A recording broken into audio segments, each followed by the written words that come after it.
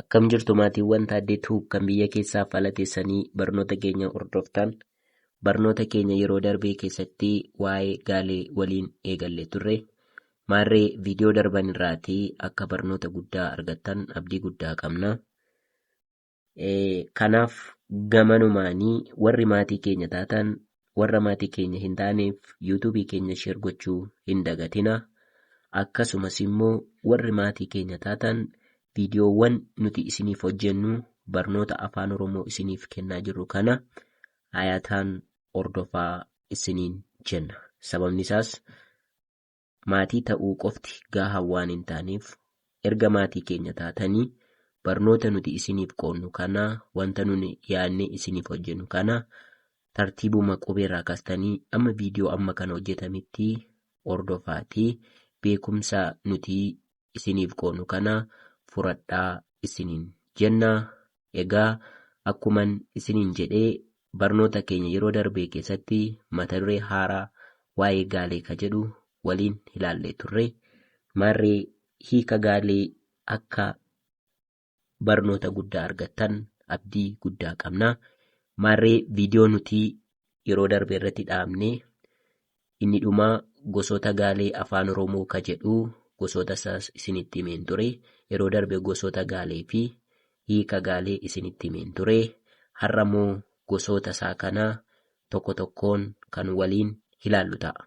Kanaaf warri dubbisa hin dandeenyeef yookiin dubbisaaf haaraa taatan afaan Oromoo kana barreessuu dubbisuuf haaraa yoo taatan haasa'uuf dhaga'uu yoo beektan kanaaf dubbisuuf barreessuu akka yuutuubii kanarraa dagaagfattan abdii guddaa qabna. Kanaaf barreeffamni armaan olii kun maal jedhaa? Gosoota gaalee afaan Oromoo jedha. Gosoota gaalee afaan Oromoo. Afaan Oromoo keessatti gaaleen bakka afuritti qoodama. Afaan Oromoo keessatti gaaleen bakka afuritti qoodama. Isaanis gaalee maqaa, gaalee maqibsaa, gaalee durduubee, gaalee gochimaa jedhamanii garee afur irratti qoodamuu jechuudha. Akkuma yeroo darbee maqaa garee meeqatti qoodnee turre? Maqaa bakka gurguddaa shanitti qoodnee turre. Maarree waa'ee maqaa sanaa fakkeenyaa wajjin akkasumas illee bifa gaaffiidhaan isin hubachiisuudhaaf karaalee garaagaraa isin gaafadheen ture. Ammas waa'ee gaalee kanaa gaaffiidhaanis ibsaanis akka hubattaniif kallattii garaagaraatiin isin hubachiisuu nan yaalaa. Isin immoo barnoota keenya hordofaa isiniin jenna. Kanaaf gaaleen bakka meeqatti qoodama jedhamtanii yoo gaafatamtan gaaleen bakka gurguddaa afuritti qoodama. Isaanis barreessaa yoo jedhamtan immoo gaalee maqaa, gaalee maqibsaa, gaalee durduubee, gaalee gochimaa jedhamanii garee afuritti qoodamu jechuudha. Har'a kan waliin ilaallu gosoota gaalee kana keessaatii jalqaba irratti kan waliin ilaallu gaalee maqaa ka jedhu waliin barannaa kallattumaan gara barnoota keenya.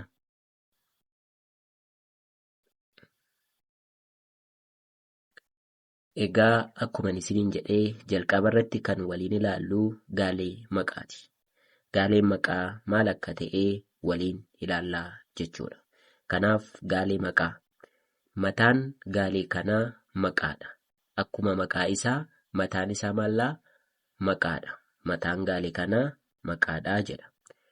Mataan gaalee kanaa yeroo hundaa gara bitaatti argamaa jedha. Irran isinii deebi'a. Mataan gaalee kanaa yeroo hundaa gara bitaatti argama. Maaltu? Gaalee maqaa jechuudha. Akkasumas immoo gaalee maqaa kanaa garee lamaan ijaaruu dandeenya. Isaanis gaalee maqaa bifa lamaan ijaaruu dandeenya. Tokkoffaan maallaa gaalee maqaa lamarraa ijaaraman. Gaalee maqaa lamarraa ijaaraman. Fakkeenya foon, lukkuu. Foon, lukkuu. Foon kan jedhus maqaadhaa.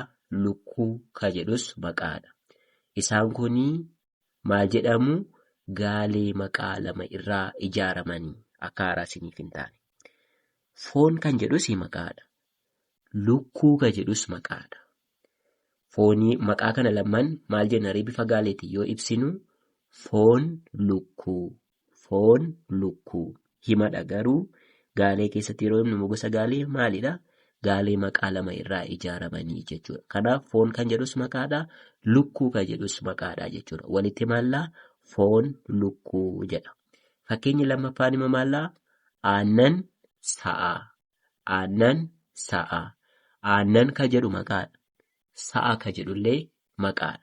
Maqaawwan kana lamman gaafa walitti fidan maal jedhamu? Gaalee maqaa lama irraa ijaaramanii jedhamanii qoodamu. Isin galee gaalee maqaa lama irraa ijaaraman. Aannan sa'aa. Erga asitti aannan jenne, erga asii sa'aa jenne, walitti isaan kana gaafa finnu aannan sa'aa jenna. Gosoota gaalee kun keessaa immoo maal jedhamu kuni? Gaalee maqaa. Gaalee maqaa keessaa immoo warra kamii? Gaalee maqaa lama irraa ijaaramanii jechuudha. Mee asittillee kottaa. Sangaa qonnaa. Sangaa qonnaa. Hima sangaa qonnaa jedhu keessatti sangaan maqaadha. Qonnaa kan jedhullee maqaadha. Isaan kana gaafa lamman walitti finnu maalaa? Sangaa qonnaa jedhama. Kun maalaa? Gaalee maqaa lama irraa ijaaramanii jechuudha. Al tokko isiniifan dubbisaa warra dubbisa hin dandeenyeef jechuu barbaadeetanii tokkoffaa maalidha jedhee akkuma isiniin jedhee gaalee maqaati. Mataan gaalee kanaa maqaadha. Mataan gaalee kanaa yeroo hundaa gara bitaatti argama.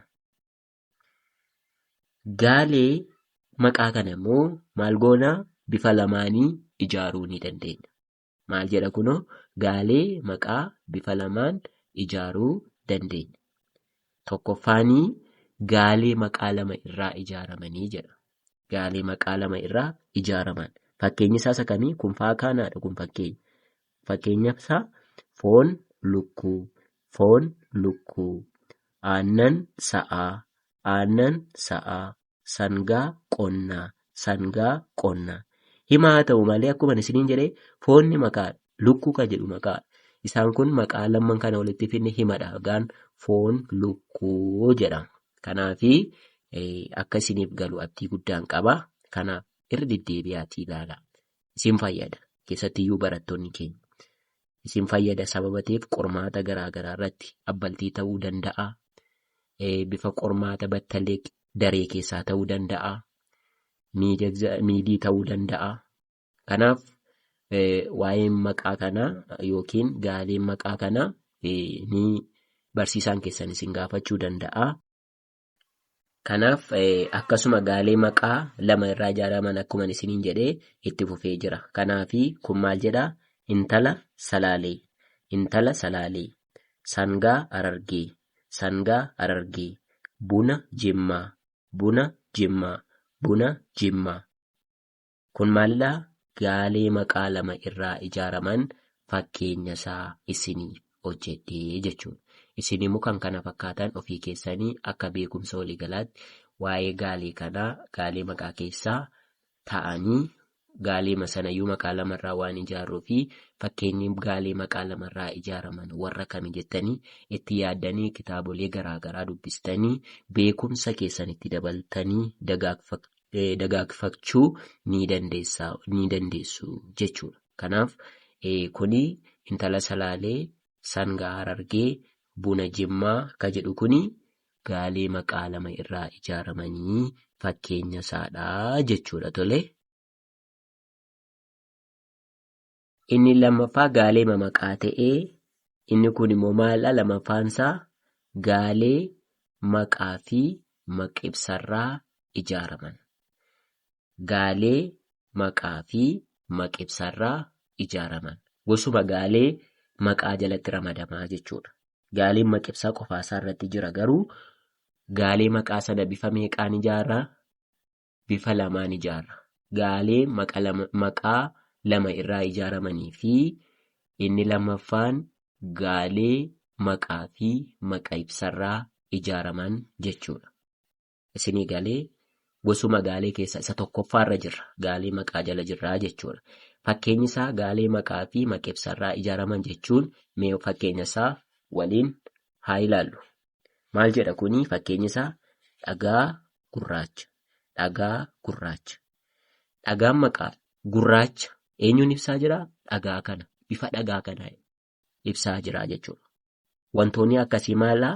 Gaalee maqaa fi maqibsarraa ijaaramanii jechuudha.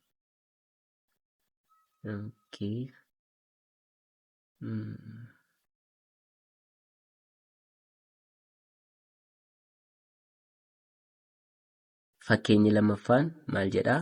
Waraqaa adii. Waraqaa adii. Waraqaan maqaadhaa, adiin maqibsadha. Eenyuun ibsaa jira? Waraqaa kanadhaa jechuudha. Bifa waraqaa kanaa gaafataa jira jechuudha. Kun maal jedhama ree olitti?